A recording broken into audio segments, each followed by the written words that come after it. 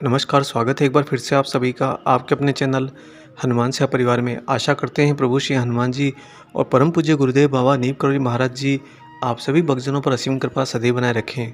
दोस्तों, बचपन से आपने अक्सर कुछ बातें जरूर सुनी होंगी, जैसे कि कर्म किए जा फल की चिंता ना कर, या फिर बुरे कर्म का नतीजा बुरा ही होता है। यह भी सुना हो सकता है कि पिछले जन्म के कर्मों का फल मिल रहा है। ऐसी अनेकों बातें हर मनुष्य अपने जीवन के अंदर अनेक बार सुनता है और इसी कारण से उसके जहन में एक बात बैठ जाती है कि मुझे अच्छे कर्म करने हैं। तो क्या वास्तव में ये कर्म उस मनुष्य के होते हैं? आज के इस वीडियो में इस गूढ़ रहस्य का पर्दा जरूर उठाएंगे। वीडियो बहुत ही रोचक होने वाला है, इसलिए वीडियो के अंत तक बने रहिएगा। और जिन लोगों ने इस वीडियो को ध्यान से समझकर ग्रहण कर लिया, उनका पूरा का पूरा जीवन बदल जाएगा। सबसे पहले यहाँ पर समझ लेते हैं कि कर्म है क्या। हर मनुष्य जो खुली आंखों से देखकर, कानों से सुनकर और अपने मस्तिष्क के विचारों को इस्तेमाल करके सामने प्रत्यक्ष में घटने वाली घटनाओं को एक कर्म की दृष्टि से देखता है। यानी कि जिस घटना के स्वरूप लेते समय आप उसे देख रहे होते हैं या उसे सुन रहे होते हैं और साथ ही अपने दिमाग का वैचारिक स्तर पर इस्तेमाल भी कर रहे होते हैं, तब आप मानते हैं कि ये कर्म है। और फिर ऐसे ही पूरे जीवन इस कर्म के भ्रम में फंस जाता है। इसको थोड़ा और सिंप्लीफाइड करते हैं। जब मनुष्य जन्म लेता है, एक छोटे बालक के स्वरूप में होता है, तो इस भौतिक जगत में आने के उपरांत उसका मस्तिष्क पूर्ण रूप से खाली होता है। यानी कि उसके पास इस भौतिक जगत की, इस संसारिक जीवन की कोई भी गतिविधि, कोई भी घटना का कोई भी इम्प्रेशन नहीं होता। और मस्तिष्क में कोई भी इम्प्रेशन नहीं होने के कारण बच्चे बहुत ही रैंडम एक्टिविटी करते हैं, बहुत ही अजीबोगरीब हरकतें करते हैं, जो कई बार उन्हीं के आसपास के अस्तित्व वाले मनुष्यों को चौंका देती है। फिर धीरे धीरे उसी बालक के मस्तिष्क में इस भौतिक जगत के इंप्रेशन भरने शुरू होते हैं और कालांतर में उन इंप्रेशन का एक पहाड़ सा उसके मस्तिष्क में जमा हो जाता है। और उन्हीं की मदद लेकर वही मनुष्य अपने जीवन में आगे दिन प्रतिदिन कार्य करता है, कर्म करता है और अपने जीवन को भ्रम में ही सही लेकिन आगे बढ़ता हुआ देखता है। इसके साथ ही बढ़ते हुए जीवन के अंदर धीरे धीरे उसके ऊपर इंद्रियों का प्रभाव भी आने लगता है और वह अपने ही क्रियाकर्म के अंदर मतभेद करने लगता है। अर्थात कुछ कर्मों को तो स्वतंत्र भाव से करता है और कुछ को आधिपत्य के भाव से, यानी कि स्वामित्व के भाव से, जहाँ पर उसके अंदर अहम आ जाता है, वहीं पर वह ये दृढ़ता बनाने लगता है कि ये कार्य मैंने किया है। लेकिन दोस्तों, जो कड़वा सच या फिर यूँ कहिए कि सुप्रीम ट्रूथ है, परम सत्य है, वह यह है कि कोई भी कर्म आपका नहीं है। आप इस जीवन के अंदर जो कुछ भी कर रहे होते हैं वो सिर्फ और सिर्फ आपके आने वाले आयाम की आहट के कारण कर रहे होते हैं।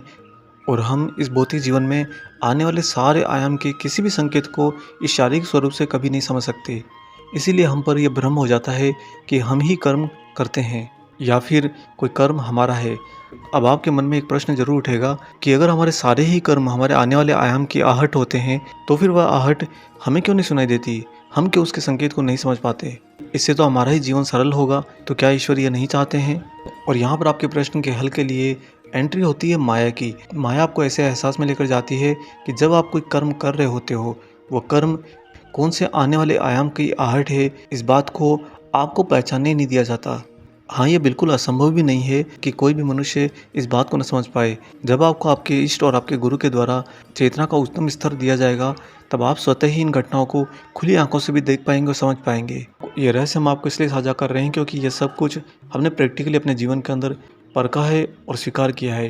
दोस्तों, हम फिर से आपको बताते हैं कि हमारे वीडियोस का मुख्य उद्देश्य सिर्फ और सिर्फ आपके जीवन को सरलतम करना है, क्योंकि मनुष्य यहाँ पर जिन उलझनों में उलझा हुआ है वह उलझने तो उसकी है ही नहीं। बस उसी भ्रम को तोड़ने के लिए हम वीडियोस में आपको कभी कभी गुड़ बातें भी बताते हैं। अब चलिए थोड़ा विस्तार से इस बात को समझते हैं कि कोई भी कर्म आपका कैसे नहीं है। उदाहरण के लिए, जब आप एक छोटा सा झूठ बोल रहे होते हैं और आपको आपकी अंतरात्मा में यह स्पष्ट होता है कि इस समय मैं झूठ बोल रहा हूँ, जब इस बात की स्पष्टता आपकी आत्मा में होती है, तो दोस्तों आप झूठ उस समय क्यों बोल रहे होते हैं? आपको माया के कारण ये एहसास कराया जाता है कि अगर आप इस समय झूठ बोलेंगे तो शायद आप किसी विपरीत घटने वाली घटना से बच जाएंगे। लेकिन ये झूठ आप नहीं बोल रहे होते हैं। आप उस समय झूठ इसलिए बोलते हैं क्योंकि अगले कुछ ही समय के बाद में एक ऐसा आयाम आने वाला होगा जहाँ पर कोई ऐसा इंसान जिस पर आपका बहुत ज़्यादा विश्वास और भरोसा होगा, वह आपसे बड़े स्तर पर झूठ बोलेगा। और उस समय उस घटना को फेस करते समय आपको बहुत बड़ा धक्का लगता है कि अरे, मैं इस इंसान पर इतना विश्वास करता हूँ, ये इंसान मेरे सामने इतना बड़ा झूठ कैसे बोल रहा है। और इसी बड़े आयाम की आहट के तौर पर आप कुछ समय पहले झूठ बोले होते हैं।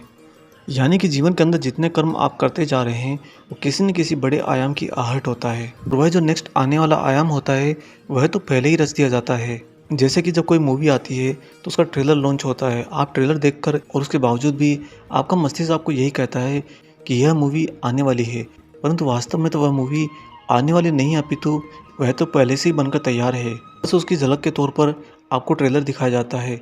ठीक बिल्कुल इसी तरह से आपके जीवन के सारे कर्म जो आप कर रहे होते हैं, प्रत्यक्ष या अप्रत्यक्ष, जानबूझकर या अनजाने में, देखते हुए या ना देखते हुए, समझते हुए या ना समझते हुए, एक एक कर्म जो आपके भौतिक स्वरूप के द्वारा इस भौतिक जगत के अंदर कराया जाता है, वह कोई भी कर्म आपका अपना नहीं होता। हो सकता है कि अब इस रहस्य को जानने के बाद में आप अपने जीवन के अंदर जब कर्म करेंगे तो एक एक कर्म पर बहुत ही ध्यान से विचारने भी लगेंगे, यानी कि आपकी अपने ही कर्मों के प्रति ऑब्जर्वेशन बढ़ जाएगी। आप जो ही कोई कर्म करेंगे तो स्वतः ही आप ये सोचने पर मजबूर हो जाएंगे कि मेरा यह कर्म कौन सा आने वाले आयाम की आहट हो सकता है। और दोस्तों, इसी परिस्थिति के अंदर चेतना का बीज अंकुरित होता है। जब मनुष्य अपने जीवन के अंदर कर्मों के भ्रम में फंसा रहता है तो उसकी चेतना भी पूर्ण रूप से ढकी रहती है उतने ही समय के लिए, जब तक आप अपने कर्मों को पहचानने नहीं लगते। जिस दिन आप अपने कर्मों को पहचानने लगेंगे, स्वतः ही आपके अंदर चेतना का बीज अंकुरित हो जाएगा और इसके परिणाम स्वरूप आपको सत्य रूपी आध्यात्म की प्राप्ति अवश्य होती है। अब इतना सारा जानने के बाद में दोस्तों, हो सकता है कि आपके मन में एक प्रश्न और आए कि अगर कोई भी कर्म हमारा अपना है ही नहीं तो हम कर्म करते ही क्यों हैं, या हम कर्म करें ही क्यों। इसका बहुत ही आसान उत्तर है, जो भी कर्म आप कर रहे होते हैं, ये सारे के सारे कर्म आपका आने वाला आयाम निश्चित करता है। और वह आने वाला आयाम कौन होता है? वास्तविकता तो यह है कि हर एक आयाम स्वयं परब्रह्म, परम सत्य रूपी व परमेश्वर हैं जो सर्वोपरि हैं। उन्हीं की ऊर्जा से हर आयाम रचा जाता है और वह आयाम बहुत ही तेज़ गति से आपके जीवन में आपकी तरफ आ रहा होता है। और आने से पूर्व वह आपको आहट के तौर पर एक एक कर्म करवाता जाता है, जो कर्म उसी के परिप्रेक्ष्य में होता है। इसीलिए अगर आप कर्म करना नहीं भी चाहेंगे तो भी वास्तव में आप एक कर्म तो कर रहे होंगे, कर्म नहीं करने का कर्म। इसलिए इस प्रश्न को तो डस्टबिन में डाल दीजिए, क्योंकि हर परिस्थिति में आपसे कर्म करवाया ही जाएगा। ये सारी बातें आपको इसलिए साझा करी कि आपको अपने जीवन के अंदर किसी भी कर्म से डर ना लगे, या फिर कोई भी कर्म आपको एक बोझ की तरह ना लगे। जीवन में दोस्तों, एक सुई उठाने से लेकर एक बड़े से बड़ी परीक्षा को पास करने से लेकर एक बड़े से बड़े संकट को सामना करने तक, सारे के सारे कर्म ये रहस्य जानने के बाद में आपको कदापि प्रभावित नहीं करेंगे। और इसके फलस्वरूप आपकी आत्मा अपने आप को बिल्कुल स्वच्छंद एक पक्षी की तरह महसूस करेगी। क्योंकि होता क्या है कि इस भौतिक शरीर की जो आप जर्नी कर रहे हैं, यात्रा कर रहे हैं, इसमें सबसे बड़ा बोझ आपकी आत्मा पर आपके कर्मों का होता है।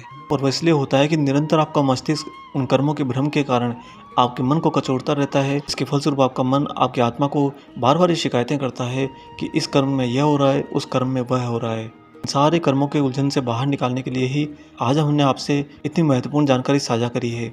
आशा करते हैं आज का ये वीडियो आपको पसंद आया हो। वीडियो अगर अच्छा लगा है तो जाने से पहले इसे लाइक ज़रूर कर दीजिएगा और दोस्तों, इस वीडियो को ज़्यादा से ज़्यादा शेयर भी कीजिएगा ताकि अनेक लोगों तक ये महत्वपूर्ण जानकारी जरूर पहुँचे। मिलेंगे बहुत जल्दी ही एक और ऐसे ही शुभ अंक के साथ। तब तक अपना और अपने माता पिता का संपूर्ण ख्याल रखिए और परम प्रभु श्री राम जी का निरंतर गुणगान करते हुए बाबा हनुमान और बाबा नीम करोली महाराज जी की निस्वार्थ होकर सेवा करते रहिए। जय सिया राम।